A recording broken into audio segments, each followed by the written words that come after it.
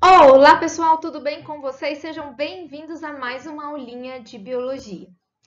Vocês acabaram de ver, o estudo das gimnospermas. Então vamos fazer um parênteses aqui, que essa aulinha é bem curta, mas ela é importante para dar continuidade ao nosso estudo dos vegetais. Então nós começamos a fazer uma introdução às plantas, né? Nós vimos que as plantas terrestres, o primeiro grupo, foram as briófitas, esse daqui, o primeiro, no vascular plants, plantas avasculares, ou seja, sem xilema e sem floema. Depois nós estudamos as pteridófitas e agora acabamos de ver as gimnospermas, ok? E antes, na próxima semana, antes de nós começarmos a estudar angiospermas, eu gostaria de falar sobre as tendências evolutivas nos vegetais. Por quê? Porque ao longo de todas essas aulas, desde quando a gente começou a falar sobre planta, vocês devem ter percebido, e se não perceberam, vão perceber agora, que existe toda uma preocupação em relação à água, Por quê? Porque a planta, e assim como todo ser vivo, depende de água, Mas a partir do momento que a planta ela deixa o ambiente aquático, como as algas, por exemplo, que são essencialmente aquáticas, e vão para o ambiente terrestre, ela precisa possuir características nela que permitam ela sobreviver no ambiente terrestre. Então, ao longo dos grupos, nós vamos observando o surgimento de características que permitem as plantas a viverem na Terra. Coisas que a gente não vê, por exemplo, nas algas ou nas briófitas, ok? Então, essa aula é importantíssima, principalmente em termos do Enem, Porque ele pede sempre bastante essas relações evolutivas, os vestibulares têm pedido bastante, e eu espero que vocês gostem. É importante lembrar que essas características que eu vou falar ao longo da aula não são exclusivas, nem todas são exclusivas de gimnosperma e angiosperma, ok? Pode ser encontrado em outros grupos também. Então, anote aí que a aula é curtinha. Primeira característica, que nós já vimos. A primeira característica importantíssima para os vegetais, sobreviverem no ambiente terrestre foi a aquisição do xilema e do floema. Ana, o que é xilema e floema mesmo? São os vasos condutores que carregam seiva, Seiva bruta, que é o xilema, água e sais minerais, seiva elaborada, que é água e glicose, matéria orgânica.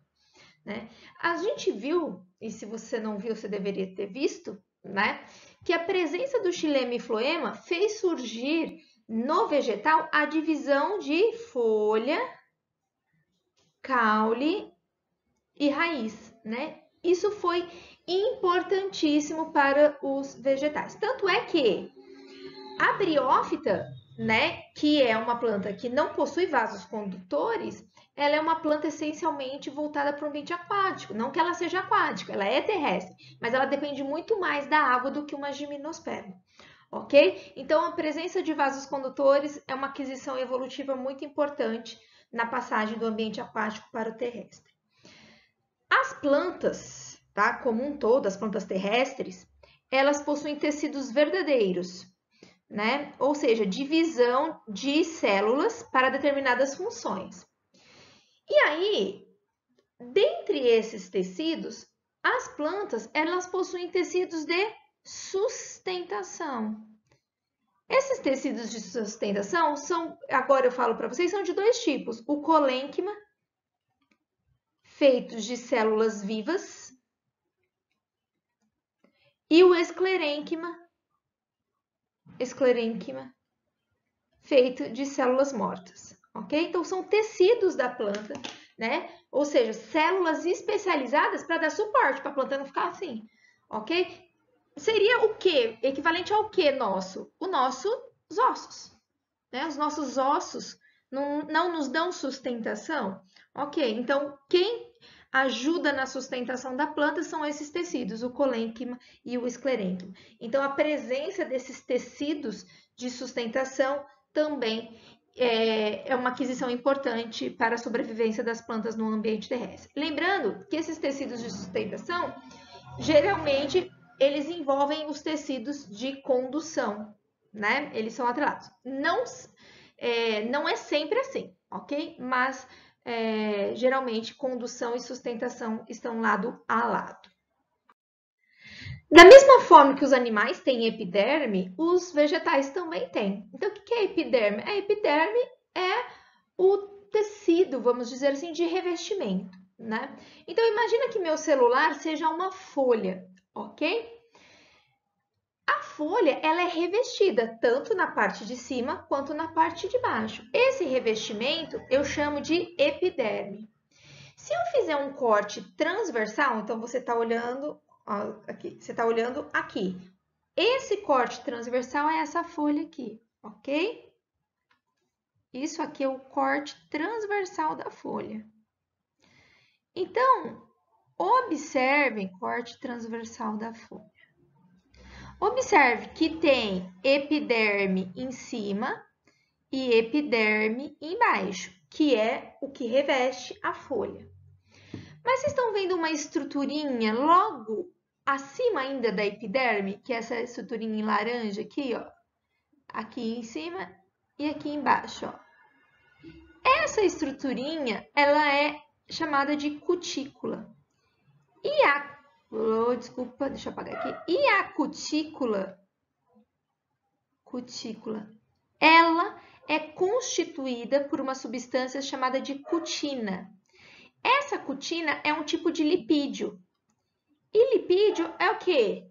É gordura. E gordura é insolúvel em água, né? Ou seja, a cutícula é um impermeabilizante. Ou seja, evita a perda de água da planta. Por quê? Porque a planta transpira. O que é transpirar? Transpirar é quando a gente perde água, perder água na forma de vapor. Né? Então, a planta, todo momento que o sol está batendo nela, ela está perdendo água. A planta tem que ter mecanismos para evitar a perda de água. Então, essa epiderme revestida com cutícula, né? Ela, então, funciona como um isolante, porque ela tem uma substância chamada cutina, que ela é impermeável à água. Ok? Entenderam? Continuando ainda a olhar a folha, tá? Se vocês observarem a parte de baixo da folha, vocês vão ver um buraquinho aqui, ó. Esse buraquinho. Esse buraquinho são chamados estômatos. Agora, anotem aí que é uma das coisas que mais cai no vestibular, que é o famoso estômago. Se a gente olhasse no microscópio, não iria ver tão bonito assim, mas a gente olharia esses botões aqui, parecendo feijõezinhos, né? Essa aqui é olhando o estômato por baixo. Geralmente, os estômatos estão na parte de baixo da folha, ok? Das folhas, beleza? Esses estômatos, eles abrem e fecham, abrem e fecham. Então, aqui, ó, nós temos um estômato fechado e aqui nós temos um estômato aberto. Qual é a função do estômato? A função do estômato na planta é auxiliar as trocas gasosas, ok? Pelo estômato entra gás carbônico. Por que entra gás carbônico? Porque a planta faz fotossíntese.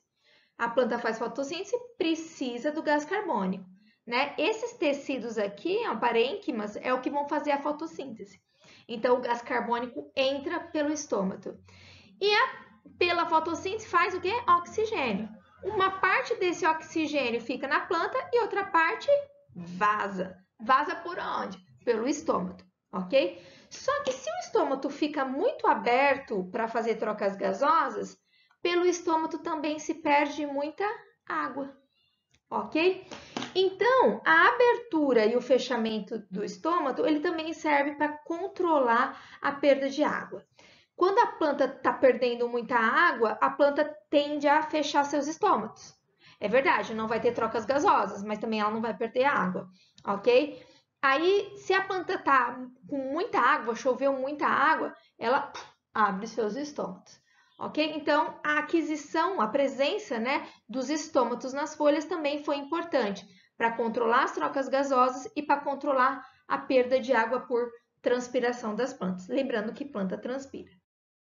Já perdi as contas, deve ser a quinta, né? Quinta característica é a presença de pelinhos. Tem muita... vocês já viram folha de boldo?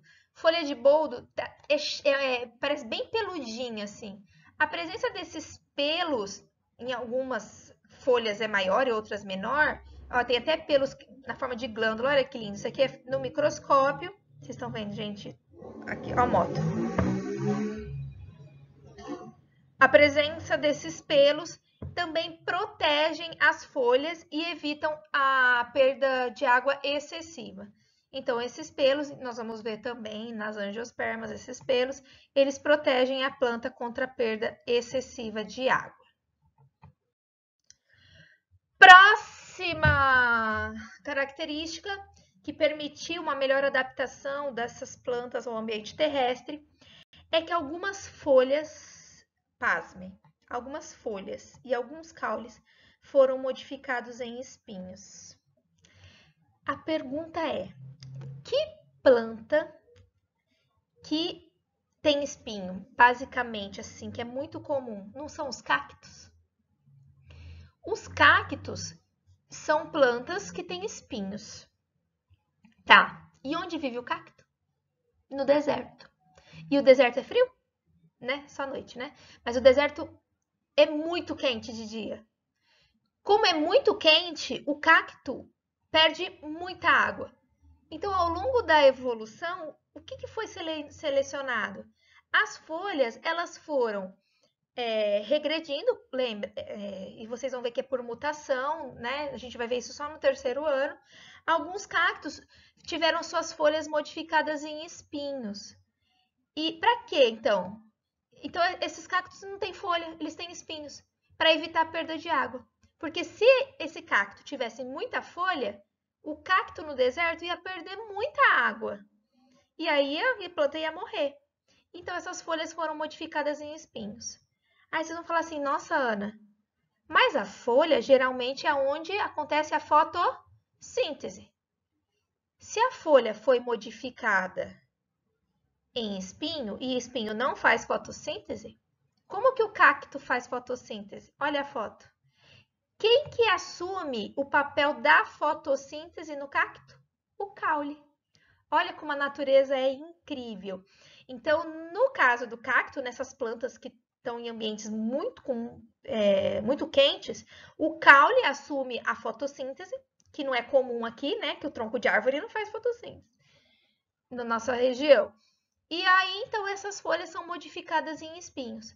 Diminui a área de superfície e aí a planta evita a perda de água. Incrível, né? Eu acho que essa é uma das partes que eu mais gosto. E aqui, por fim, mas não menos importante, e que a gente já acabou de ver em gimnosperma, e se você não viu, você pode voltar, porque senão você não vai entender nada de angiosperma, é que as plantas se tornaram independentes da água para fecundação. Por que elas se tornaram independentes da água para fecundação? Porque surge o nosso amigo grão de pólen, que é o gametófito jovem. Então, na gímeno e na anjo, não há mais anterozoides, gametas flagelados. E aí nós temos, então, também a aquisição das sementes. A semente também, a presença da semente é muito importante. Por que tem dentro da semente que a gente acabou de ver? Tem o filhinho da planta, tem o embriãozinho. E essa semente vai proteger e vai nutrir o embrião e evitar que ele perca água. Olha que incrível! Como que o surgimento da semente foi muito importante para a conquista do ambiente terrestre. Eu espero que vocês tenham gostado e a gente se encontra, então, na aula de angiosperma. Então, não esqueçam de revisar as características e anotem aí as características que permitiram uma melhor adaptação das plantas ao ambiente terrestre. Aqui é uma figurinha que vocês podem pausar e ver quando que surgiu, né, as plantas, as briófitas, as pteridófitas, em que momento que surgiu. Então, observem aqui, ó, que as pteridófitas surgiram aí há mais ou menos 252 milhões de anos atrás, no Triássico. Olha as angiospermas. As angiospermas são super recentes. Elas surgiram mais ou menos no Cretáceo, né? É muito interessante. E aqui tem uma misturinha aí dessa aulinha de hoje com as aulas anteriores, né? E aí para vocês, então, estudarem. Mais uma questãozinha. As duas adaptações aqui são as duas últimas que a gente falou, tá bom? E acho que é isso. Um beijo. Até a próxima.